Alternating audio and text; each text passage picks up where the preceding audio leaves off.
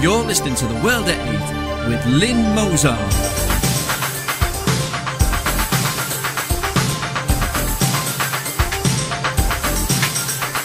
The World at 8, the number one in nationalist news.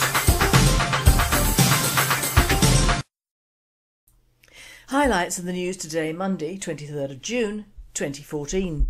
Radical Anjem Choudhury, I'd like to leave the UK for Syria or Iraq.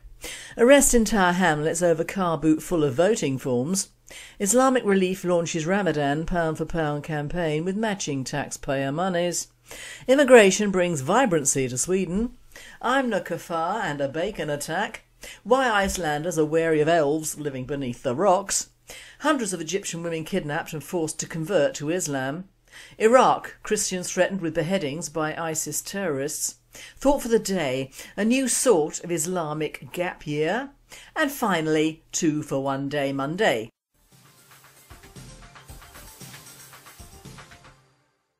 UK news. Radical Anjem Choudhury, I'd like to leave the UK for Iraq or Syria. Notorious Islamic radical Anjem Choudhury is considering a new life in ISIS-controlled Iraq or Syria, despite the region descending into a bloodbath of executions and beheadings. The former al-Mahroun leader admits he would love to live under the control of the terror group rather than his native Britain. The radicals' boast comes despite the extremists provoking outrage across the world with their barbaric tactics. Last week the Sunni militants boasted of executing 1,700 Iraqi soldiers, even posting photos on Twitter as evidence in a bid to further bolster their reputation for shocking violence. In one image, men in civilian clothes lie face down in a ditch with their arms behind their heads, while a second photo shows bodies covered in blood with several gunshot wounds. Choudhury told the Daily Star he would consider a move to the Middle East if the Islamic State can be fully established. Asked if he would like to live there, the 47-year-old said, "Yeah, definitely. At the current time it is a volatile situation, there is a war taking place. If anyone wants to go there now, they would have to be involved in that struggle. But if it settles down and they maintain the security for the people, provide them with their basic needs, protect their life, their health and their wealth, then of course it is somewhere I would love to live with my family and children." Asked if Britain was about to lose him, the cleric joked, "Maybe I will come back and conquer Britain one day. I would live anywhere where they implement only the Sharia." World at 8. It isn't a joke, is it? We really should accommodate him and send him and his out to Syria, to the government-held areas. Poetic justice, and it would be cheaper than deporting the passel of them.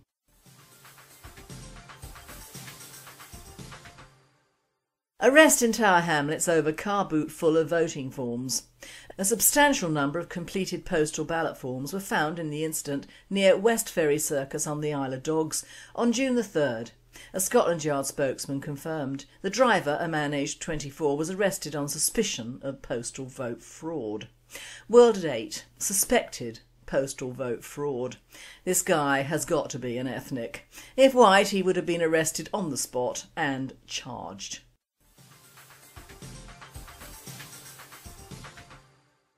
Islamic Relief launches Ramadan pound for pound campaign with matching taxpayer monies. Donations to Islamic Relief in the UK this Ramadan will be matched pound for pound by additional funding from the UK government, it's been announced.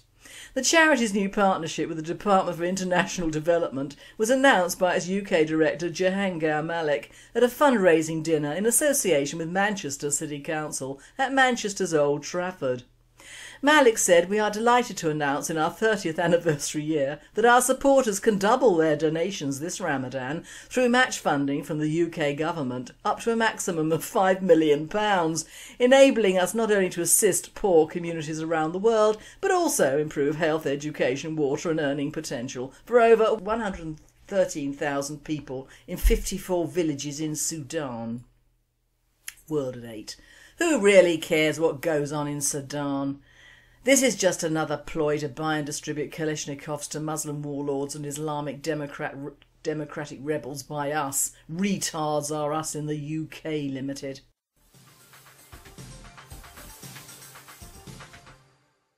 European news. Immigration brings vibrancy to Sweden.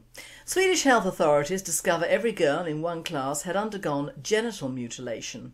We can learn so much from other cultures which have different values than ours. 60 cases have been found since March at a school in Norrköping. The Norrköpings Tidningar reported, according to several media translations, including one by Britain's The Independent. Of the 60, nearly half the girls had undergone the most extreme form of female circumcision, in which the clitoris and the labia are cut off and the vagina is sewn up to leave just a small opening. A common practice is for immigrant parents to take their young girls to their home country, where the ritual is performed. Most often it is done with razor blade or knife and without anaesthesia. World date. Very nasty, but not our business. Or if it is, send them home permanently to stop this practice spreading in Europe.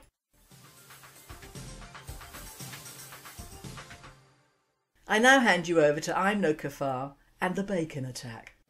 Hi folks, it's I'm No Kafar here. This particular missive follows on from a report that Lynn announced from World 8 some time ago. It's all about a bacon attack on a mosque. A man who stuck bacon to the handles of an Edinburgh mosque has been jailed for 10 months. Wayne Stillwell, 25, also threw rashers of bacon into the place of worship, but was later caught when he was identified on CCTV. How rasher of him, and he gets 10 months in clink. It's disgusting. The Imam is pleased. The establishment of law and order are in raptures. They are masturbating over this. They have proved just how multicultural they are. The back blow from this will be another exacerbation of the low-level hatred against Muslims and a complete disgust of the forces of law and order. They will of course be unaware of this, as they are completely stupid or simply do not care. It is enough for them to have proved their multicultural credentials by kissing the backsides of the Muslims. The more the establishment tries to show just how craven they are, the more low-level hatred they generate in the general population. On any level, 10 months in jail for a stupid prank is completely over the top and gives even more confidence to the already confident Muslims. The guy who did this should not have apologised, but should have kept quiet. But if he had, he would have had an even longer sentence. However, he did apologise and should be incredulous as to the length of time he will spend in jail. He has lost his job, been separated from his friends and family, and will not be able to find work easily due to his criminal record. This is true multicultural justice, has the aim of completely disarming any form of protest against the creed of the Muslims. The report in the paper went on to explain, in a separate story we told in June, we explained how a planned visit to the mosque by the pupils from Newton Grange Primary had to be cancelled. So at least the perpetrator of this horrible, terroristic, dastardly crime against humanity and defamation of the Muslim cult did some good after all. I had to look up the word craven, even though I had a notion of what it meant. It means lacking the least bit of courage, contemptible, faint-hearted, vanquished and defeated. Thank you, I'm No Kafar, for that slant on an explosive subject. Well, for Islam, that is.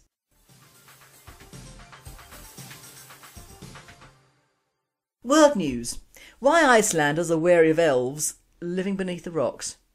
Plans to build a new road in Iceland ran into trouble recently when campaigners warned that it would disturb elves living in its path. Construction work had to be stopped while a solution was found. From his desk at the Icelandic Highways Department in Reykjavik, Peter Matheson smiles at Emma Jane Kirby of BBC News, warmly from behind his glasses, but firmly. "Let's get this straight before we start. I do not believe in elves," he said. Emma raised her eyebrows slightly and inclined her head towards the computer screen, which displayed the plans for a new road in a neighbouring town. There are 2 yellow circles marked on the plans, one that reads Elf Church and another that reads Elf Chapel. Peter sighs. OK, he acknowledged wearily, but it's not every day in Iceland that we divert roads for elves. It's just in this case we were warned that elves were living in some of the rocks in the path of the road. Well, we have to respect that belief. He grinned shyly and picked up his car keys. Come on, I'll show you where the elves live, he said indulgently. Work on the highway to link the Alftans Peninsula to the Reykjavik suburb of Gardabear was halted when campaigners warned it would disturb elf habitat and a protected area of untouched lava. The matter was resolved in part when a local lady who claims to talk to elves mediated and they agreed to the roads so long as their chapel was carefully moved and put elsewhere. The Highways Authority will not reveal the cost of moving the rock, but says it weighs 70 tonnes and they will have to hire a crane. Surveys suggest that more than half of Icelanders believe in, or at least entertain the possibility of the existence of the hoodoo folk, the hidden people. Just to be clear, Icelandic elves are not the small, green, pointy-eared variety that helps Santa pack the toys at Christmas. They're the same size as you and I, they're just invisible to most of us. World at 8. Laugh though we may, a belief is a belief, whether it be some moron yelling from a prayer tower to a bunch of fairies. Only the fairies and elves are indigenous in Western folklore. The yelling moron is not.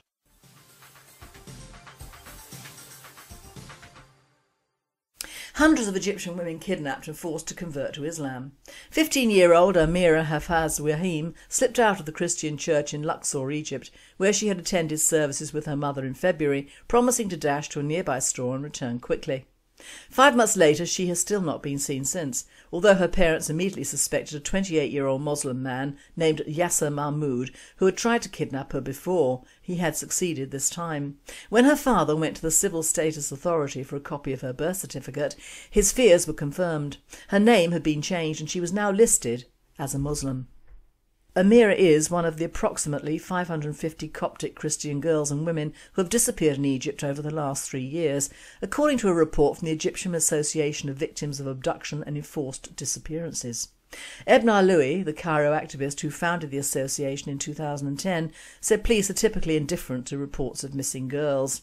We file an official police report, but it is often ignored, Louis told the humanitarian think tank Atlantic Council. World at 8. What happens to It Only Takes One Man?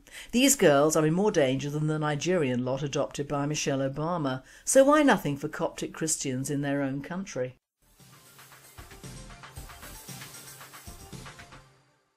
Iraq, Christians threatened with beheadings by ISIS terrorists. Throughout its Iraq campaign, ISIS, Islamic State of Iraq and Syria, has targeted Christians. Many fled to the relative safety of Kurdish Iraq, but most still fear the wrath of the world's most brutal jihadist group. About 25,000 Christians have fled to Bartilla, but CBN News couldn't find one who would talk on camera out of fear of retribution. But conditions in Bartilla are abysmal. There's no water because ISIS turned it off, and there's no electricity because Prime Minister Maliki's government turned that off. Pastor Majid told CBN correspondents when ISIS captured Nineveh, it gave Christian residents 3 choices: obey, pay or leave. That they are not allowed to open their churches, and even if they open them they will burn the churches, Majid explained, and also the Christians have been asked, to pay the tax, dhimmi, the tax for non-Muslims under Islamic rule. If not, they can leave Nineveh, he continued, and if they don't leave and don't pay the tax, they should give their heads. He was talking about beheading. World at 8. Once again, where is the Muslim-bound UN? Where's the Pope? Where's the Christian army? Mind you, I can solve that problem. Deport all Muslims originally from Syria and Iraq in the UK and take in the Christians from Syria and Iraq. At least they would build churches.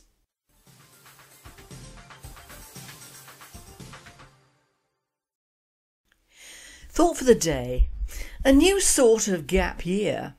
Well, as we nationalists have been griping on about for some considerable time, that arena has come up when all the world, would-be ethnic mixers and bring-in lovies, will have to face up to the fact that, per capita and landmass, we have allowed a singular alien religion into this island on a regular, unchecked basis for the last 50 years. And it is us, the people, who will pay for it. What sort of idiot actually thought that going on the history of Islam in previous centuries, that their methodology would change because of a few handouts? Nearly 40 years ago in Hong Kong, An Indian Hindu told me the first racist sentence I had ever heard, and it was, "Wherever you get Muslims, you get trouble." Now I knew he was right years ago, but apparently it has not yet reached the mindset of the masses. Now I'm not calling these masses sheeples in my thoughts, as that conjures up lovely pictures of woolly sheep with pretty human faces, so I'm renaming them the blurbs. It is the blurbs who have voted in countless idiotic governments, and it has been the Queen who has had to sanction them to keep her reputation and her lolly, thanks to an ever increasingly militant media and blurb population. Now the blurb is blue, as he is in effect multiracial and not proud of being white, if indeed he or she still is. So we have a large blue blurb society who all think that the right thing has been done in helping our aliens to do what is in fact help themselves, only helping themselves applies to helping themselves to a large dose of England, and thank you. Expecting an increasingly large Muslim population to not spread like oil from a damaged tanker is like actually believing the three great lies. The cheque is in the post, I love you, and the third I'm sure you all know. Just how stupid or pig-headed, I love it, can a nation be? Of course, one particular idiot is of course being blown up, oh I love it, by our press as a star pupil bound for medical school, oh God, the horror and devastation of his family and community, who all apparently had no idea what Muthana had in mind. Now grow up blurbs, both media and general. There is no way in a Muslim family that no one knows what's going on. A Muslim family is like a Jewish family in many ways. You can't pee without someone knowing about it. Add to that the dominance of the Muslim male members over the female and the die is cast. So now the blurb media and the families will blame some Islamic fundamentalist on the World Wide Web or an ethereal imam somewhere for corrupting their wonderful peace-loving children. I'm about to be very sick indeed. If these fighters were being promoted from white supremacist movements in the US, or us, UK Nationalists in the British National Party, we would be described as thus: white, loners, gun-toting, Hitler-loving morons with off-duty parents or single-parent families who slept with their sisters or couldn't and didn't connect with anyone at all, but should have been watched as they had posters of an Aryan nature on their walls and similar tattoos, and had been recruited by Germany or Austria to form a Fourth Reich in Europe, and then on returning to the UK, which of course would be verboten, they would have brought horror and mayhem to the general blurb populace. There, already written. Peter Hitchens, eat your heart out. But of course we are talking about the Holy of Holies, Islam, and these young thugs will be treated as if we have made the mistake in either not giving enough understanding or allowing their families enough money to do something or other they couldn't do. It will be all our fault, and in a way it is, but not for those reasons. We've made massive mistakes, ones which will take generations even now to alter.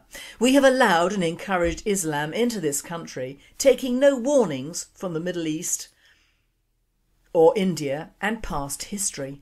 We have then appeared to allocate large portions of this country to those people who ably filled them and demanded more. We then paid them, allowed them to build where the average blurb was not allowed to build. We altered our educational methods for them. We allowed and formed hundreds of groups, self-serving committees and think tanks for Muslims only. We promoted certain members of that faith to idiotic titled positions in our governments and civil services, and then turned a blind eye when those communities raped and abducted our young white girls, abused our elderly, terrorised their neighbours and opened shops all over the country. We then, as only a blurb can do, encouraged them onto our judicial systems, loudly complaining that there were not enough Asian officers and officials on this island. Well, no, it was a small island in the North Seas, so why should there be large amounts of peoples from the Middle East living here anyway? Muslims have changed the face of the UK in the seemingly few years they've been here. But I have always said give a Muslim a month and he will take a year, and I ain't wrong. So now we have, as I thought we would, second generations of Muslims getting all uppity and leaving the UK. Now that sounds like a very good idea to me, and it would be a good way of starting a rehabilitation programme in the Middle East, Pakistan and Africa, especially for them. Once a member of the family has left for jihad, his entire family should be deported from whence they came and said jihadi can join them. I personally don't like splitting families and believe they should have a family life as well, but just not over here.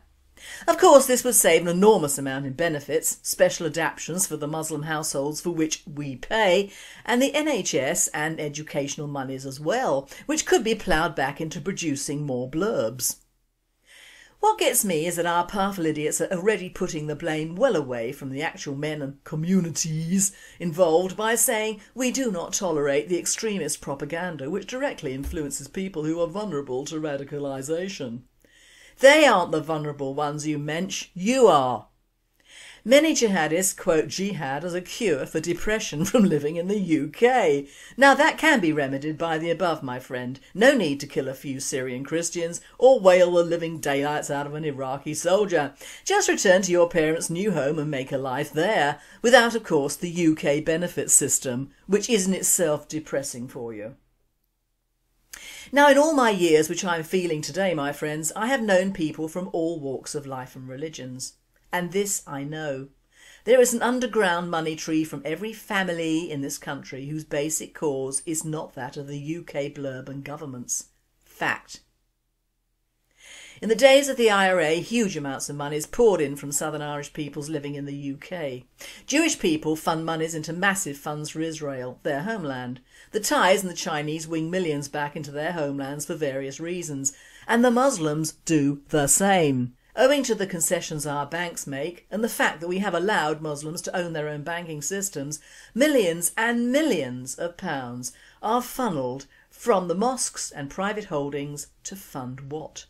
Jihad, that is what.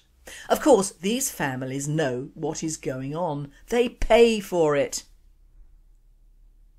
Just one small cog in the wheel of Islam finances is Muslim Hands, and I quote, "At Muslim Hands, when you donate towards a particular cause or project, we make sure we have the teams and resources to direct your donation towards the people and communities who need it most. For every £1 you give Muslim Hands, 90p is for relief and development work and 10p for fundraising."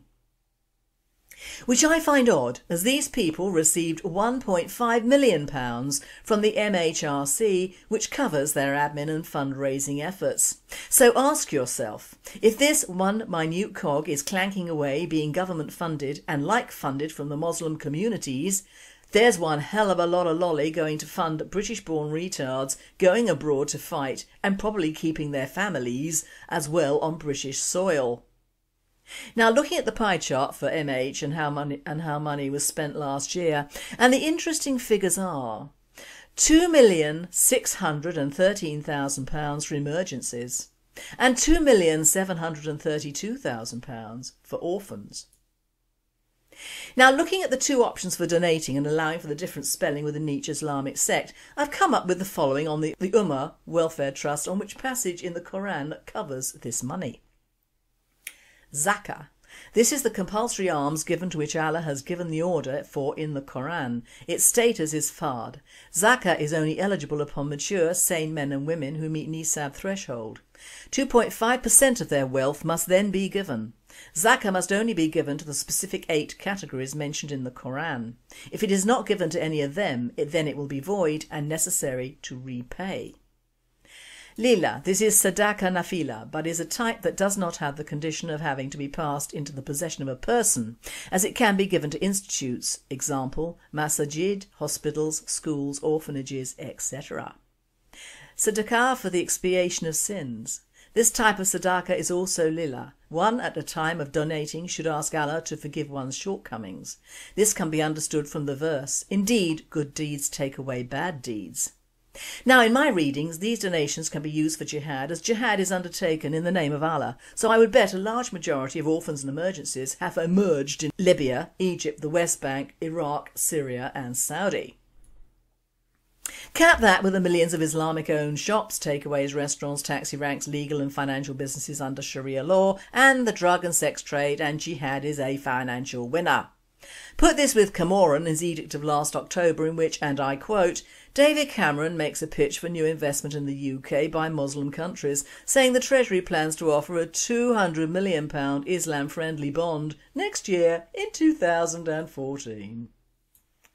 There is of course much more running under these charitable causes, many of which clearly do not benefit the millions of Muslim refugees who are considered expendable enough to come to the UK and cash in for yet more would-be jihadi communities. But I would be here all night. Suffice to say, it's up to us in this country how we handle this growing problem. And I hope we are not shutting the stable door after the Arab gelding has long gone. But there is no such thing as a stupid, poor Muslim jihadi. Stop feeling sorry for them and start fighting back through the financial systems that enable these boys to go and fight and still leave behind their dependent communities on our largesse. Talk about biting the hand that feeds.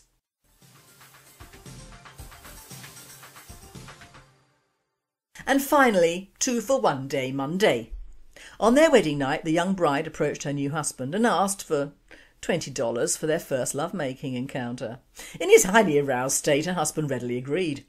This scenario was repeated each time they made love, for more than 40 years, with him thinking it was a cute way for her to afford new clothes and other incidentals that she needed.